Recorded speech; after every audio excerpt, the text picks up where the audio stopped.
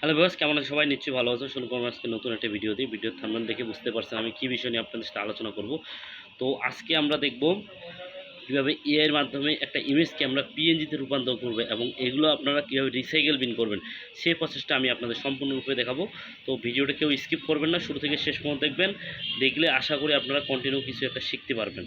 তো এই হচ্ছে আজকে ভিডিও। তো বেশি কথা বলবো না, তো লেটস গো। আর ভিডিওটি আরেকটা বিষয় আপনাদের একটু গুরুত্বপূর্ণ বিষয় বলে নিই। তো আপনারা যারা এআই নিয়ে কাজ করতেছেন, আপনারা চেষ্টা করবেন কোয়ালিটিফুল কিছু ডিজাইন নিয়ে কাজ করার।